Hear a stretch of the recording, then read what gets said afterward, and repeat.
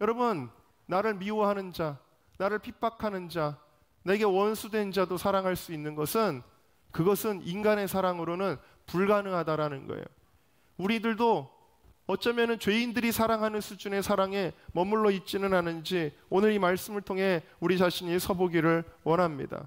그런데 이런 우리들에게 주님의 사랑이 부어지면 사랑할 수 없는 사람도 사랑이 되어지는 것입니다. 내 의지와 노력으로가 아니라 사랑이 내 안에 부어지게 되는 것입니다. 다른 사람은 지옥 가든 말든 할 수 없지라고 생각하는 데는 이유가 있습니다. 그것은 그들에게 책임이 있다고 생각하는 거예요.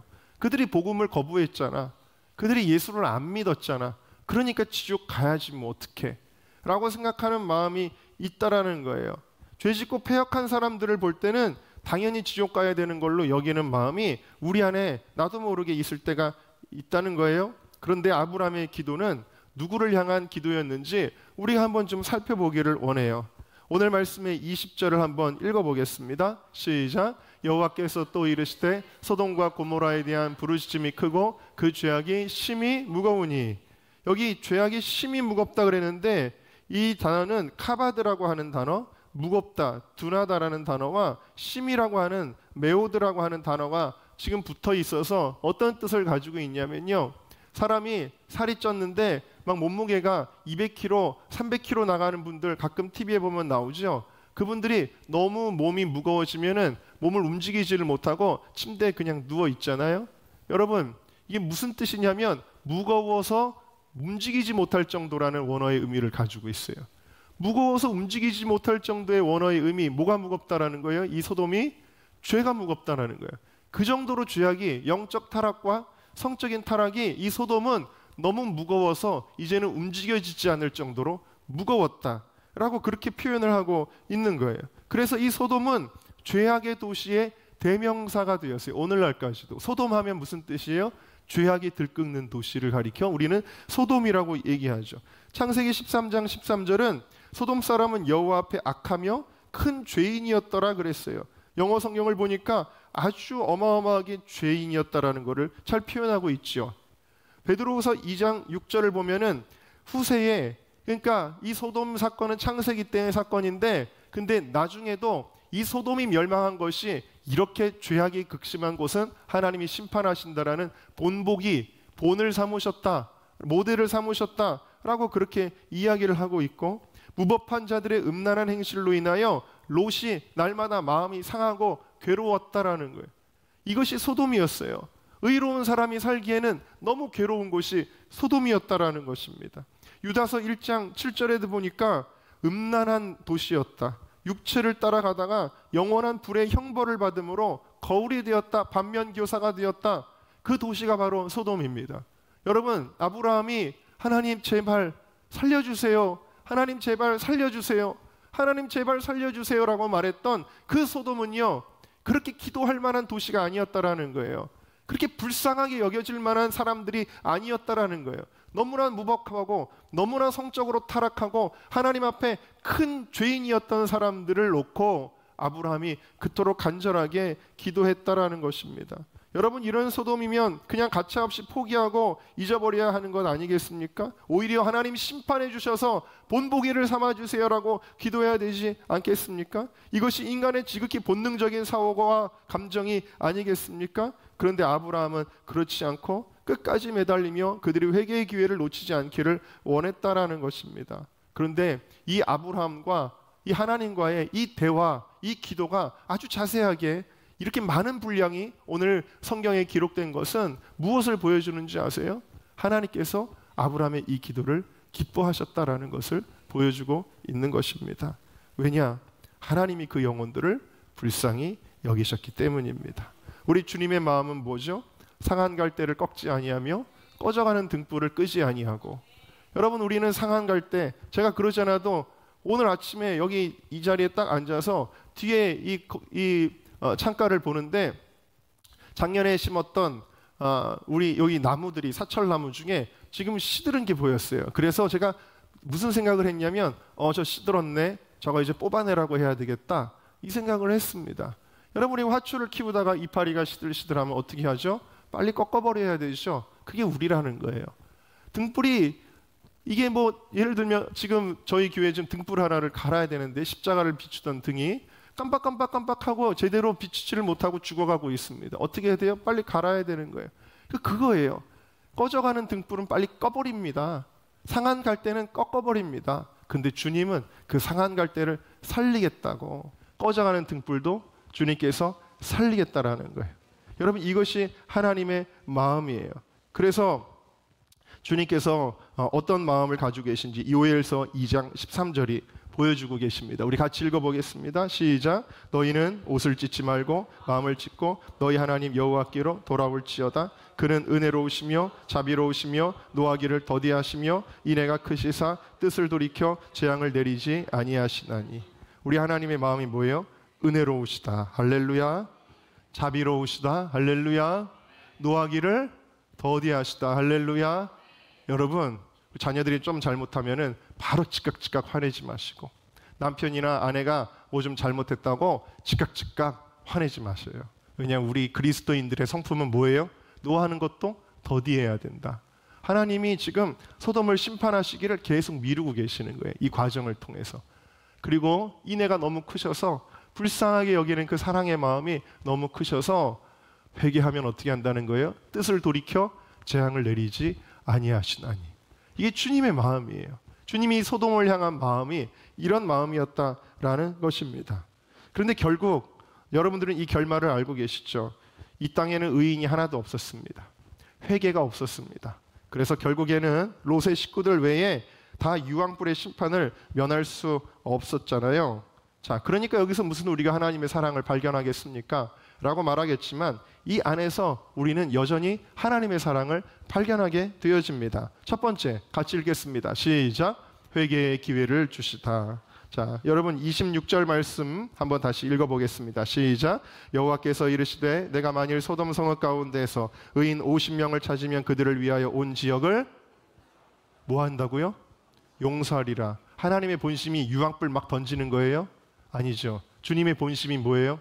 용서하고 싶은 거예요. 우리 하나님 공의의 하나님이기 때문에 우리 하나님 공의로운 분은, 여러분 경찰이 공의로운 경찰이라면 교통법규 위반하면은 어떻게 해야 돼요? 티켓 끊어야 되는 게 공의로운 경찰이 되겠죠. 도둑질하는 사람은 눈 감아주는 게 아니라 잡아야 되겠죠. 우리 하나님은 공의로운 분이십니다. 그러나 마음은 어떤 분이세요? 용서하기를 원하시는 분이시다 라는 걸 알아야 돼요.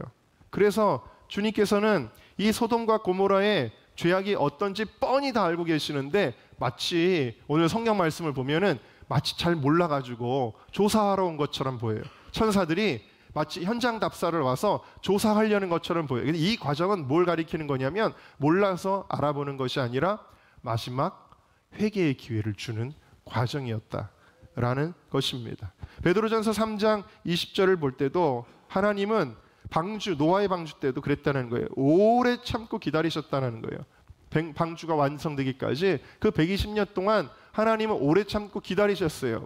어떻게 할 때까지? 회개하고 돌아오기를 기다리셨지만 끝끝내 그들이 회개하고 돌아오지 않자 하나님은 노아의 가족들밖에는 건져내실 수 없었다라는 것입니다. 여러분, 우리가 확실하게 발견하게 되는 것은 우리가 돌아와서 회개하면 우리 주님은 우리를 용서하시는 분이라는 사실입니다. 할렐루야. 여러분, 이것을 믿으셔야 돼요. 제가 간증 중에 하나 빠뜨린 게 있어요. 제가 저희 사모한테도 얘기하지 못한 간증이 하나 있습니다. 미국에 다녀왔을 때 저에게 정말 태어나서 특이한 경험 하나가 있었는데, 제가 마음속에 죄에 대한 생각들을 막 가지고 있었어요. 나는 왜 하나님의 뜻대로 못 살지? 하나님이 나를 미워하시면 어떡하지? 하나님이 나를 떠나가시면 어떡하지? 이런 생각을 하고 있었는데, 제가 그 LA의 길거리에서 한 불황자를 만났습니다. 근데 그 불황자를 만났는데 그 정말 뭐 집도 없는 그런 사람입니다. 너무 뭐 먹을 것도 없는 그런 사람인데, 그 사람이 저에게 복음을 선포를 했어요. 뭐라고 선포를 하냐면 그가 그러는 거예요. 자기도 언젠가는 하나님 앞에, 제가 그랬어요. 언젠가는 하나님 앞에 돌아가세요. 제가 그랬더니 물론입니다. 그러면서 하나님 앞에 저는 돌아갈 겁니다. 그러더니 갑자기 1장 설교를 하는 거예요. 저에게 뭐라고 얘기하냐면, 하나님은 우리가 회개하면 용서하십니다. 그러는 거예요. 하나님은 우리가 하나님께 돌아가기만 하면 용서하십니다. 그러니까 그 사람의 삶은 지금 굉장히 죄악으로 찌들어져 있어 보였거든요. 그런데 저보다 믿음이 좋더라고요. 하나님은 나를 사랑하십니다. 하나님은 내가 회개하고 돌아오면 나를 받아주시는 분이십니다. 그러면 나한테 자꾸 믿으래요, 그거를. 제가 지금 죄에 대한 문제를 가지고 고민을 하고 있었는데 저한테 자꾸 믿으래요. 거꾸로 돼서 저는 목사한 거 얘기를 못했죠. 그 사람은 정말 이름도 없는 그냥 정말 어떻게 보면 세상에서 가장 천하게 여겨지는 그 사람이 저한테 얘기하는 거예요. 하나님은 사랑이시고 하나님은 우리가 돌아오면 받아주시는 분이시고 회개하면 무조건 용서하시는 분이라는 거예요. 할렐루야. 제가 그래서 무슨 생각했냐면 하나님이 이 사람을 통해서 나에게 말씀하시는구나 라고 제가 느꼈어요. 저에게 정말 너무나 특이한 경험이었어요. 근데 정말 제가 볼 때 그분이 말하는데 이거는 도저히 못 배운 사람, 막 그냥 거지 같은 사람 이런 사람이 아니에요. 성령이 충만해가지고 그 어떤 목사님보다 설교를 잘하는 것 같았어요. 정말 희한했어요. 그래서 제가 속으로 무슨 생각했냐면 이분이 진짜 하나님 앞에 돌아가겠구나. 그리고 이분이 이러다가 나중에 진짜 목사님이 될 수도 있겠구나. 그래가지고 이 많은 정말 이런 사람들을 하나님께로 돌이키는 통로가 될 수도 있겠구나. 내가 언젠가 유튜브 같은 데서 TV 같은 데서 이 사람의 설교하는 모습을 볼 때도 오겠구나 라는 생각이 드는 거예요. 할렐루야. 여러분, 주님은 우리가 회개하면 용서하는 분이십니다. 어떨 땐 이게 막 안 믿어질 때가 있죠. 나는 그 죄인인데 나는 좀 축복을 잃어버려야 될 것 같고 나는 좀 하나님에게서 멀어져야 될 것 같고 하나님이 나를 좀 싫어하셔야 될 것 같고 여러분 이게 안 믿는 거는요 겸손한 것도 아니고 우리가 아주 청렴하고 깨끗한 것도 아니고 우리가 무슨 아주 의롭고 정의로운 것도 아니에요. 이거는 하나님의 사랑을 모르는 것이며 하나님의 사랑을 믿지 못하는 것입니다. 여러분 내가 어떤 사람이냐는 중요하지 않아요. 하나님이 어떤 분이냐가 중요한 것입니다. 하나님은 어떤 분이십니까? 하나님은 사랑이시라 라고 그렇게 이야기하고 있습니다. 또 요한일서 1장 9절에 보면 우리가 만일 우리 죄를 자백하면 그는 미쁘시고 의로우사 우리를 죄를 사하시며 우리를 모든 불의에서 깨끗게 하시는 분이시다 라고 말씀하고 있습니다. 여러분이 하나님의 말씀을 믿으십시오. 우리가 회개하면 주님은 우리를 용서하여 주십니다. 왜냐? 하나님은 사랑이시니까요. 자, 두 번째로 함께 읽겠습니다. 시작. 대속적인 용서의 제물 예수 그리스도. 26절을 같이 읽어봅시다. 시작. 여호와께서 이르시되 내가 만일 소돔 성읍 가운데서 의인 50명을 찾으면 그들을 위하여 온 지역을 용서하리라. 자, 50명을 찾으면 용서하신대요. 50명을 찾으면 50명이 없는데요 45명 괜찮아. 45명 찾으면 용서할 거야. 40명 30명 찾으면 20명 찾으면 10명 찾으면 여러분 용서가 가능하게 하시는 누군가가 있어야 된다라는 거예요. 용서를 가능하게 하시는 분이 누굴까요? 이 용서가 가능하게 하시는 분 바로 우리 예수님이십니다. 예수 그리스도는 온 인류를 용서하기 위한 대속의 제물이었다라는 것이죠. 갈라디아서 1장 4절 말씀을 읽습니다. 그리스도께서 하나님 곧 우리 아버지의 뜻을 따라 이 악한 세대에서 우리를 건지시려고 우리 죄를 대속하기 위하여 자기 몸을 주셨으니. 아멘. 여러분, 예수님이 우리를 악한 세대에서 건지시려고 우리의 죄를 대속하기 위하여 이 땅에 오셨다라는 사실이에요. 그럼 왜 예수님은 우리를 위해 대속제물이 되셨나요? 자, 요한일서 4장 9절입니다. 시작. 하나님의 사랑이 우리에게 이렇게 나타난 바 되었으니 하나님이 자기의 독생자를 세상에 보내심은 그로 말미암아 우리를 살리려 하심이라. 여러분, 이 동기가 뭐예요? 하나님의 사랑이라는 거예요. 대속제물이 되신 동기는 하나님의 사랑이라는 거예요. 로마서 5장 8절 말씀 제가 아주 좋아하는 말씀입니다. 시작. 우리가 아직 죄인 되었을 때에 그리스도께서 우리를 위하여 죽으심으로 하나님께서 우리에 대한 자기의 사랑을 확증하셨느니라. 아멘. 이 십자가는 뭘 보여준다고요? 하나님의 사랑이라는 것입니다. 그래서 오늘 이 사건도 예수님의 그 사랑, 하나님의 그 사랑을 보여주는 거예요. 마지막 세 번째 함께 읽겠습니다. 시작. 부르짖는 자들의 기도를 들으시다. 하나님이 심판하셨지만 사랑의 실패는 아니에요. 다른 한편에서는 하나님이 사랑하시는 자들에 대한 신원하심이었어요. 20절과 21절을 보십시오. 소돔과 고모라에 대한 부르짖음이 크고 부르짖음이 있었대요. 여러분, 죄악된 이 도시에서 억울하게 고단당하는 사람들이 있었다라는 거예요. 근데 하나님은 그들을 또한 사랑하셨어요. 그들의 부르짖음을 들으셨어요. 그래서 내가 이제 내려가서 내게 그 모든 행한 것이 과연 내게 들린 부르짖음과 같으니, 주님은 죄악을 관과하지 않으실 뿐만 아니라 악인들로 인하여 억울하게 고통당하는 자들을 외면하지 않으시고 그들의 간구와 호소에 귀를 기울이시는 분이시다 라는 사실입니다. 출애굽기 3장을 보시면 애굽에 노예로 있었던 이스라엘 백성들의 부르짖음을 내가 들었다 라고 말씀하고 있어요. 이스라엘 백성, 하나님을 떠나 노예 생활하고 있던 그 백성이지만 그들이 부르짖을 때 하나님은 그들의 부르짖음을 들으셨다 라는 사실이에요. 여러분, 오늘 우리가 때로는 하나님을 떠나서 방황하다가 고난과 역경을 겪을 때가 있습니다. 근데 여러분, 하나님은요, 아무리 우리가 하나님을 떠났어도 부르짖을 때 또 돌아보시는 사랑의 하나님이십니다. 하나님이세요. 그래서 그 백성을 사랑하시는 하나님께서 모세를 그 땅에 보내시고 애굽을 심판하셨으니 이 심판이 결코 그냥 심판 이야기가 아니라 하나님께 부르짖는 그 백성에 대한 하나님의 사랑이었다라는 사실입니다. 여러분, 모든 일의 근원에 무엇이 있었어요? 사랑이 있었어요. 하나님은 사랑으로 일하셨지 그냥 하나님의 어떤 무슨 자기적인 그런 계획으로 일하시는 분이 아니시라는 것입니다.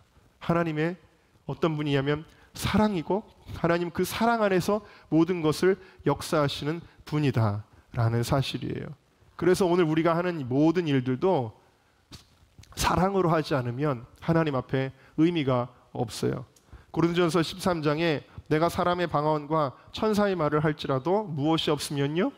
사랑이 없으면 그거는 울리는 꽹가리가 된다. 우리 청년들 오늘 찬양하고 오늘 또 우리 할렐루야 중창단 이렇게 찬양하는데 너무 은혜가 됐어요. 오늘 또 찬양 제목이 참사랑, 사랑에 대한 주제를 이렇게 하는데 또 이렇게 마음이 너무 좋았어요. 근데 그 사랑, 여러분 왜 우리에게 감동을 주는 줄 아세요?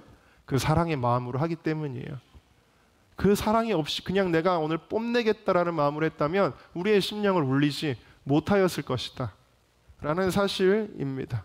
그래서 우리는 주님의 사랑으로 일해야 되는 거예요. 갈라디아서 5장 6절 말씀을 우리 같이 읽어보겠습니다. 시작. 그리스도 예수 안에서는 할례나 무할례나 효력이 없으되 사랑으로서 역사하는 믿음뿐입니다. 함께 따라합시다. 사랑으로서 역사하자. 여러분, 우리가 일할 때 사랑으로서 일해야 된다라는 거예요. 자, 시편 5편 7절 말씀도 우리 한번 읽어볼까요? 시작. 오직 나는 주의 풍성한 사랑을 힘입어 주의 집에 들어가 주를 경외함으로 성전을 향하여 예배하리이다. 아멘. 여러분 지금 예배할 때는 어떻게 예배하고 계세요? 여러분 지금 예배하는데 그냥 주일날이 되었으니까 습관적으로 나와서 11시부터 12시 반까지 그냥 우리의 예배 시간을 우리가 채우는 것입니까? 그런 게 아니라는 거예요. 다윗은 고백해요. 나는 주의 풍성한 사랑을 힘입어 주의 집에 들어가 주를 경외함으로 예배하겠다 라고 이야기합니다. 주님 사랑하는 마음으로 찬양하고 주님 사랑하는 마음으로 주의 음성을 이 시간에 듣고, 여러분 우리의 예배에 이 사랑이 충만하기를, 주님의 사랑이 이 예배 가운데 부어지기를 간절히 축원합니다. 사랑이 사랑을 일으켜요. 제가 청년 사역을 오래 했어요. 제가 20대부터 청년 사역을 했어요. 저는 청년들을 굉장히 귀중하게 여깁니다. 다음 세대의 교회이기 때문이에요. 교회의 미래이기 때문이에요. 그래서 청년 사역을 오래 했는데 제가 20대 사역할 때는 친구 같은 청년들이었어요. 30대 청년 사역할 때는 저한테 동생 같은 청년들이었어요. 그렇게 일했어요. 동생같이 여기면서 사랑했습니다. 물론 사랑했습니다. 그리고 제가 40대가 되니까 약간 스승의 사랑, 지도자의 사랑 같은 것이었어요. 물론 사랑했습니다. 제가 이제 50대가 됐잖아요. 50대가 됐는데 제 또래 친구들을 보니까 자녀들이 다 대학생이 됐어요. 청년이에요. 그래서 그런지 청년들을 보면은 제가 어떤 마음이 드냐면 자식 같은 마음이 들어요. 감히 이렇게 표현하는 게 많이 부족하겠지만 그래도 제가 느낄 때 그런 느낌이 많이 들어요. 그래서 예전에도 제가 청년들을 사랑했지만 그 사랑의 깊이보다 지금 청년들을 바라볼 때 느끼는 제 마음속의 사랑이 훨씬 더 깊어졌어요. 옛날에 청년들은 사실 엄청 헌신 많이 했으면 제가 엄청 굴렸거든, 청년들. 사실 그 청년들에 비하면 지금 청년들은 제가 옛날처럼 굴리지도 않아요. 제가 직접적으로 뭘 하는 것도 아니고. 그런데 그때보다 더 사랑의 마음이 많이 가요. 우리 청년들을 바라볼 때. 더 사랑의 마음이 많이 가요. 그러면서 제 마음속에 무슨 생각이 드냐면 하나님이 우리 청년들을 굉장히 사랑하시고 청년들에게 이렇게 부흥을 주시려는 것들이 이렇게 보여요.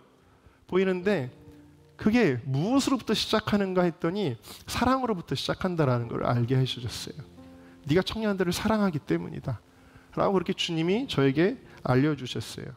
여러분, 제가 지난번에 에즈베리 대학교를 다녀와서 많은 이야기를 들었고 그리고 그 에즈베리 대학교의 첫 번째 부흥이 일어났던 메시지를 제가 유심히 들었습니다.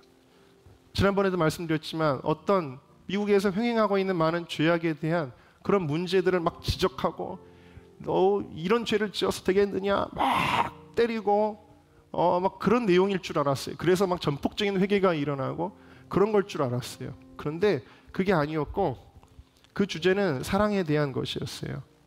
그 설교자가 그 마지막 그 채플에서 이렇게 사람들에게 물었습니다. 여러분 옆에 있는 사람들 사랑하시나요? 여러분들이 옆에 있는 사람들에게 한번 물어보세요. 사랑하십니까? 물어보라는 거예요. 여러분 한번 진짜 물어보실래요? 한번 옆에 사랑하십니까? 물어보세요. 그러면서 이분이 우리의 위선을 지적하는데 로마서 12장 9절에 이런 말씀이 있어요. 사랑에는 거짓이 없나니 악을 미워하고 선에 속하라. 근데 이 원어의 뜻을 보면은 사랑에는 위선이 없다라는 뜻이에요. 위선이 없다. 근데 이 위선의 원어는 어디서 유래했냐면 그리스에서 유래했대요. 근데 그리스에서 이게 어떤 때 쓰이는 단어냐면 연극을 하는데 보통 한 배우가 3개, 4개의 가면을 쓴다라는 거예요. 이 역할을 할 때 이 가면을 쓰고 저 역할을 할 때 이 가면을 쓰고 또 다른 역할을 할 때 가면을 쓰고 연기를 할 때 위선이라는 말을 쓴다라는 것입니다. 여러분들은 가면을 바꿔 쓴 적이 없으신가요? 여러분들은 가면을 쓴 적이 없나요? 저나 여러분들이나 똑같이 우리는 수없이 많은 가면을 쓰고 행할 때가 있습니다. 그런데 이 사랑은 오염된 사랑, 위선적인 사랑이라는 거예요. 그것이 사랑이라고 영예를 주어서는 안 된다고 말하는 것입니다. 그러면서 그 설교자가 이야기를 해요. 혹시 우리가 교회 안에서도 그런 사랑을 경험한 적이 있냐고 묻습니다. 여러분, 우리가 누군가 사랑하지 않지만 나의 유익을 위해서 마치 사랑이 있는 것처럼 행할 때가 있지는 않습니까? 그냥 내가 그 사람한테 그래도 그렇게 대해야만 그 사람이 나를 인정하고 공동체가 나를 인정할 것 같아서 우리가 그렇게 나의 유익을 위해서 위선적인 사랑을 할 때가 있지는 않냐는 거예요. 중요한 포인트는 이겁니다. 하나님은 우리를 사랑하실 때 그런 방식으로 사랑하지 않는다라는 것입니다. 하나님의 사랑은 완전하며 하나님의 사랑은 진실하시며 하나님의 사랑은 조건이 없으시며 하나님의 사랑은 무제한적으로 부어지는 것이다. 나에게 어떻게 하든지 원수까지 하나님은 진실하게 자기를 희생하며 사랑하신 그 아가페의 사랑이라는 거예요. 그런데 우리가 이 사랑의 원리를 알면서도 마음에 부담을 갖습니다. 어떻게 그 사랑을 하지? 어떻게 해야 그런 사랑을 할 수 있지? 나는 그런 사랑을 못하는데? 우리가 그런 마음에 부담을 갖고 있지만 그것은 애당초 우리의 힘으로는 안 되는 것이다. 어떻게 해야 사랑을 할 수 있는가? 요한일서 19절부터 우리 한번 읽어보도록 하겠습니다. 시작. 우리가 사랑함은 그가 먼저 우리를 사랑하였음이라. 자, 여기까지만요. 자, 우리가 사랑함은 누가 먼저 사랑했다고요? 주님이 먼저 사랑하실 때 우리가 사랑할 수 있다라는 거예요. 무슨 얘기예요? 우리 하나님의 사랑을 경험하지 않으면 하나님을 사랑할 수가 없어요. 하나님의 사랑을 경험하지 않으면 여러분 여기 서 있는 저도 사랑하지 못할 거예요. 그냥 겉으로 목사님 은혜 받았습니다. 겠죠. 여러분들이 이 하나님의 사랑을 경험하지 못하면 방금 옆에 인사했던 그 사람을 진짜 사랑할 수 없을 거예요. 혹은 여러분이 하나님의 그 사랑을 경험하지 못하면 정말 참아내기 힘든 사람이 누군가가 있을 거예요. 심지어는 교회 안에도 있을 수 있어요. 우리가 좀 참아내기 어려운 사람, 저 사람은 안 되겠네 하는 그 사람도 사랑할 수 있으려면 먼저 하나님의 사랑을 우리가 경험해야 된다라는 것입니다. 그렇기 때문에 우리는 겸손한 마음으로 행해야 되는 거예요.